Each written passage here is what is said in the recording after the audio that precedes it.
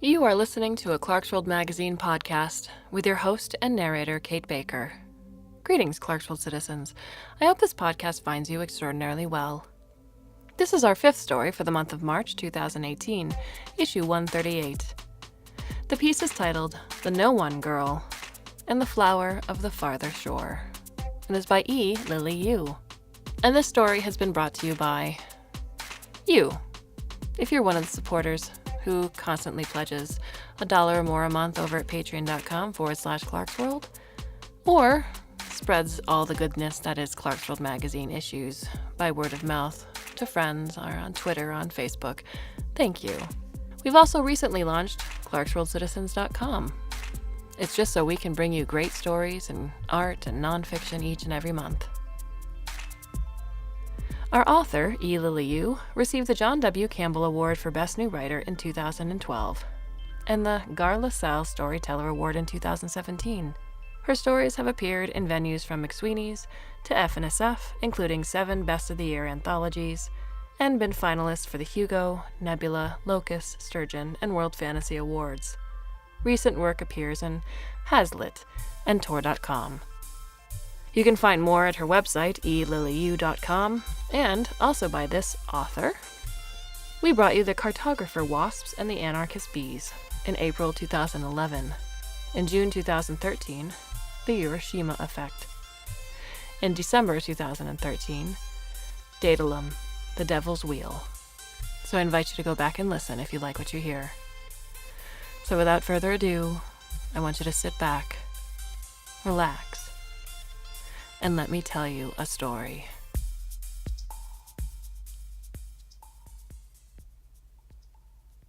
Once there grew, in the dust and mud of a village in China, a girl who had only her grandmother to love. And then her grandmother died and was buried, and she had no one at all. With no money to patch up the walls and lay new tiles on the roof, the small, smoky home that the two of them had shared slumped around her in the rain, and the little garden ran to nettle and thorn. In the months that followed, the girl crept and gnawed and spat and caught small birds with her hands, like an animal. The garden gave her wild gourds and bitter greens to eat. The wood gave her kindling and dry cow pats where cows had been tethered to graze. Sometimes her neighbors brought her scraps for pity. Sometimes they shied stones at her. Except when she visited her grandmother's grave, the no-one girl rarely spoke. She cast her eyes low and bit her lip, and the villagers shrugged and said, well, that was the way of wild things. But anyone who saw her squatting beside the grave, knobbly elbows over knobbly knees, mumbling and rambling, would have thought her mad. There she told her grandmother the changing of the seasons, and the birds she caught, and the colors of their feathers, and the weather, and her wishes, small and large, as she had done when her grandmother was still alive. For many years now, at the Mid-Autumn Festival, the village official offered a silver pin in the shape of an acorn and a gold brooch molded into a willow leaf as a prize for the most beautiful thing made in the village that year. Each year, the villagers presented embroidered cardboard and painted tin and silk cords knotted into dragons. And one man or woman, glowing with pride, bore the pin and willow leaf home. The no-one girl had seen these prizes from afar, on the breast of the tailor or the carpenter, or the firework maker, and thought them very rich and fine. If I won them, she said to her grandmother's grave, as the wind carried to her the music and laughter of the festival, I would touch them and taste them and eat their loveliness with my eyes.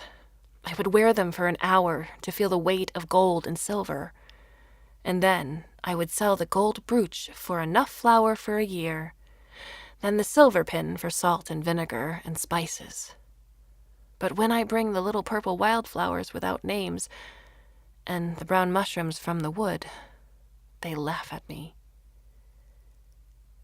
Her grandmother's grave, mounded high and sparkling with tinsel, kept its own counsel, but the grass that grew thinly on it seemed to sway in sympathy. That night, after the revelers were all asleep. The first rain of autumn scoured the village. Rain sang on roofs and fences and pattered through trees. The no-one girl shivered and dreamed of a white bird that circled her head, dropped a seed, and flew away into the dark. When she awoke, she went to her grandmother's grave. From the mound sprang a single red flower like a firework, a flower the girl had never seen before, yet recognized. For late at night, her grandmother had combed the girl's long black hair and told her about the flower of the farther shore, which only grows where there has been death, and leads the dead wherever they must go. It had bloomed in the village where her grandmother had been born, a long way away, and there had been a deep sadness in her grandmother's voice as she described it, working the comb through the knots in the girl's hair. Now the flower of the farther shore had come to her. The girl clapped her hands at the exquisite beauty of it. She dug down to the bulb with her fingers and planted it in the garden, among the wild gourds. All that autumn and winter she tended the flower. After the petals faded and fell, slender leaves speared up, glowing with life and green throughout the cold winter. She fed the flower her secrets, burying them one by one, and watered it with drops of her blood, red as the flower had been. Because there was no death in the garden, and the flower, her grandmother had said, needed death to live. "Grow, grandmother's flower," she whispered to it at night. "Bloom, flower of the farther shore." Leaves and then snow covered the path to her grandmother's grave, for the girl had ceased her visits, certain as if it had been whispered to her that her grandmother was gone. All her words and care were for her flower, whose leaves seemed to bend toward her, listening.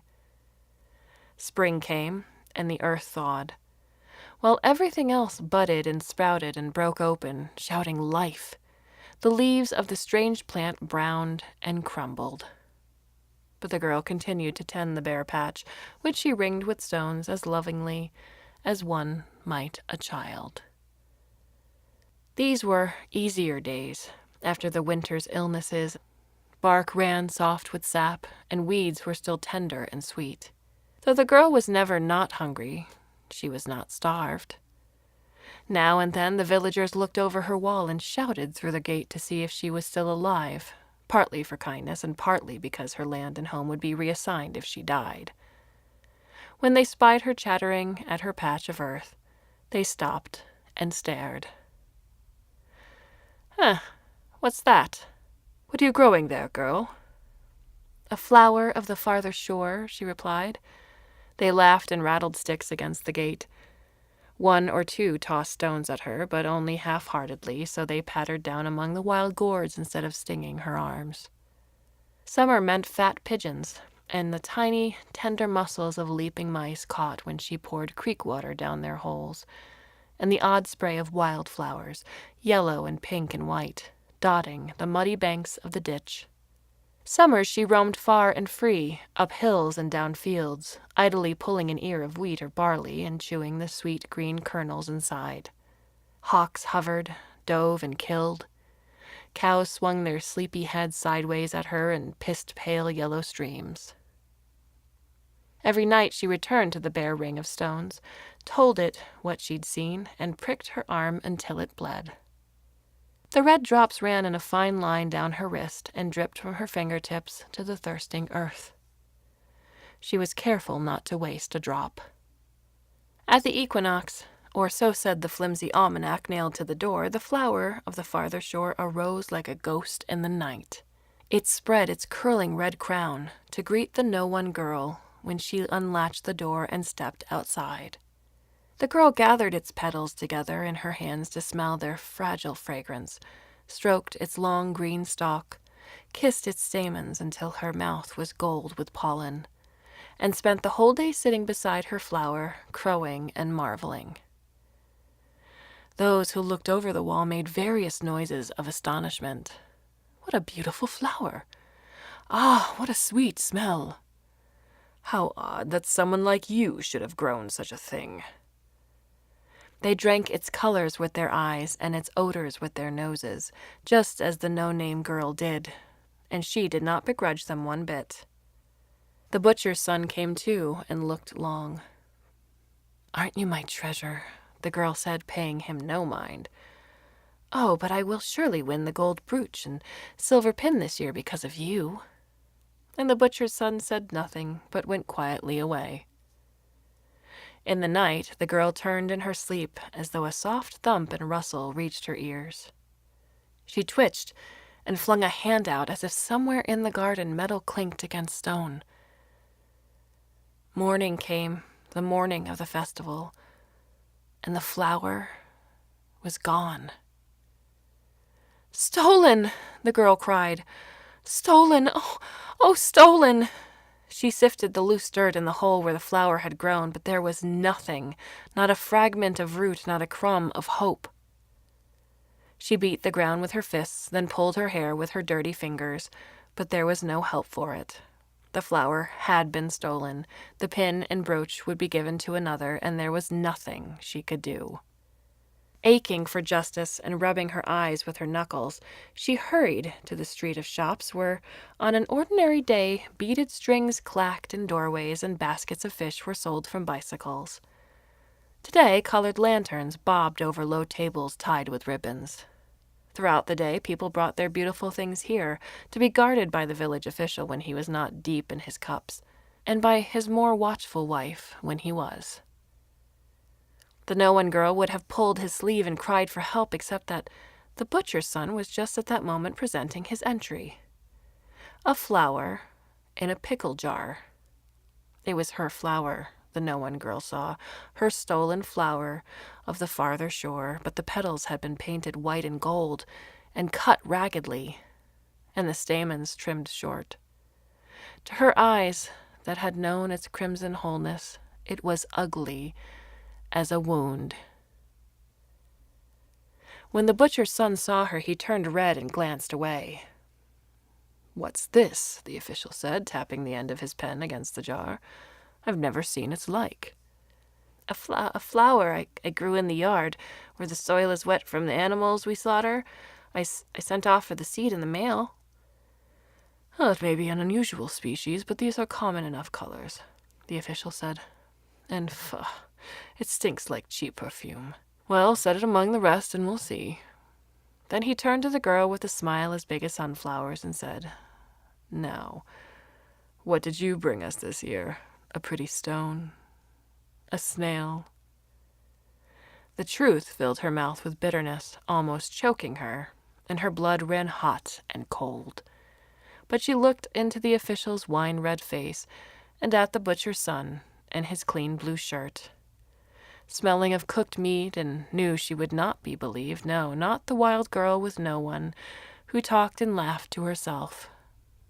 The villagers who passed by had seen a red flower with a curling crown, not this gold and white pretender.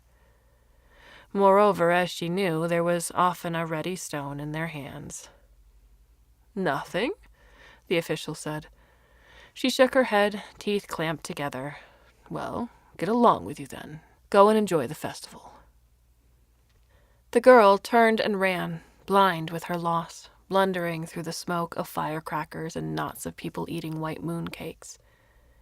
The men and women she knocked against opened their mouths to scold, but seeing who it was, laughed and shook their heads.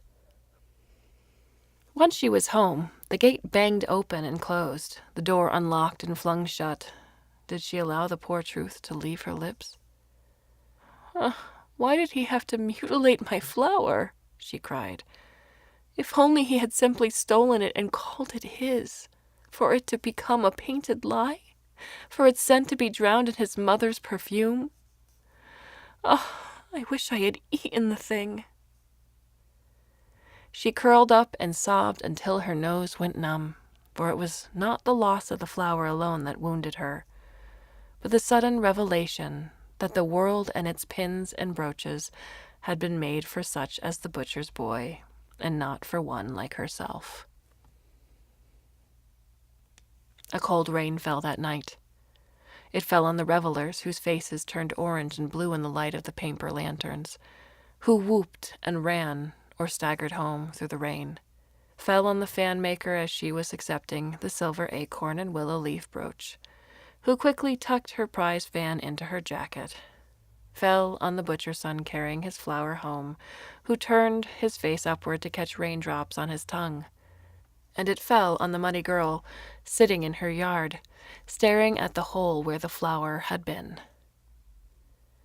The rain fell, and the garden slicked to mud. Raindrops boiled on the girl's shoulders, rain streamed down the tangles of her hair.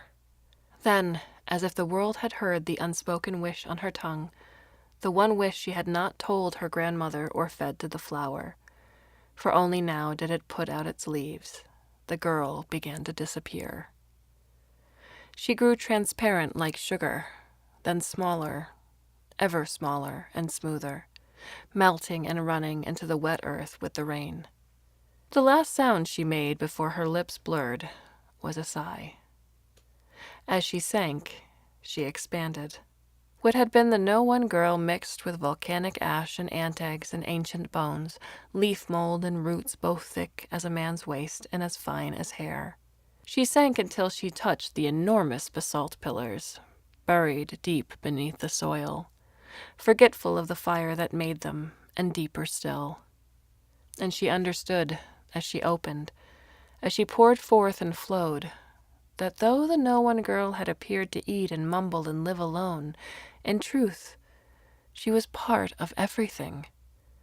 The over and the under, briefly divided from it, as a seed falls from a seed head, but now returned. Her bones were basalt, her teeth trees, her belly full of mineral riches. She looked out from every leaf and every stone. There was her poor painted flower in the butcher's yard cast aside to wither. But it did not matter now. She had 10,000 flowers in her, tens of thousands, and the wind for her hair. The villagers searched for the no-one girl when they noticed the silence in her yard, but not for long. She was wild after all, and everyone knew that the wild things lived and died in their own way, or climbed into truck beds and rode to the city to vanish.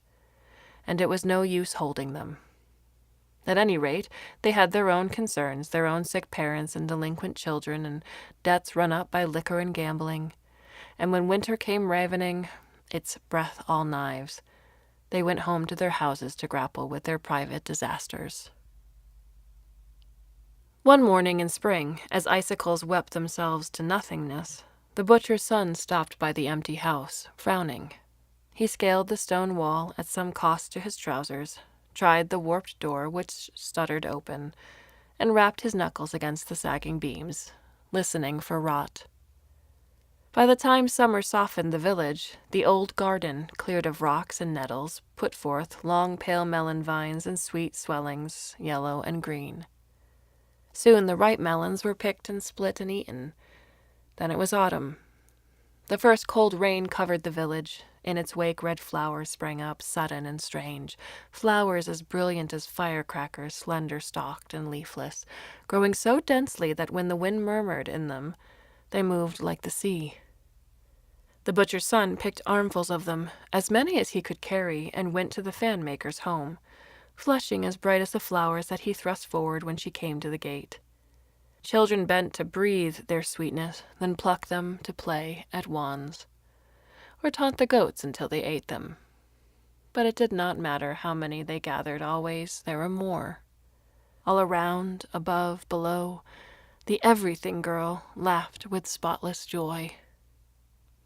Autumn after autumn, the flowers filled the village, spilling outward for miles, until it was known to all as the village of the farther shore. And the old name drifted down into the uncertain recollections of the village elders, along with the story of the no-one girl.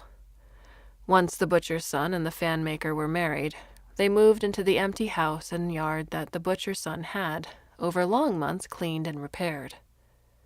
For their wedding he gave her a necklace and earrings of gold, heavy and soft.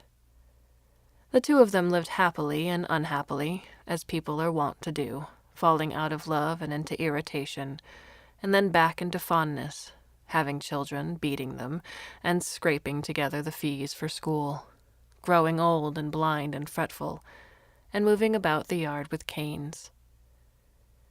After they both died, their eldest child came home from the city to sort through their belongings, putting aside what could be sold, what might be wanted, and what was worthless.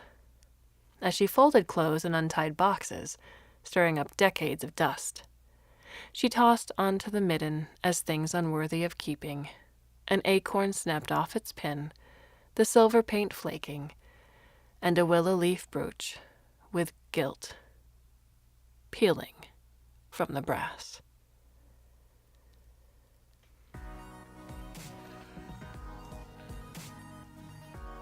For many of us, life is composed of moments, those moments that envelop us, and we can't seem to see further than them, instead of the everything that surrounds us.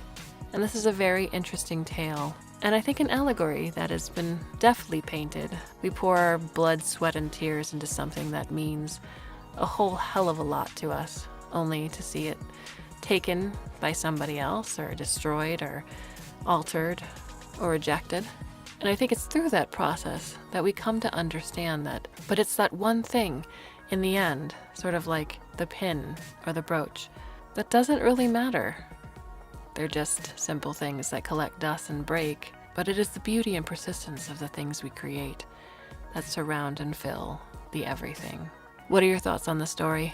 You can leave us a comment or a question at the Clarkesworld Magazine website itself, or you can go to the About Us page where all of our contact information is listed. I do hope you come back. There are 2 more stories left for March, and then April brings a whole new month. So until then, I bid you a very fond and warm au revoir, a bientôt, aloha, adieu, and every other word that means. Please come back and listen again soon.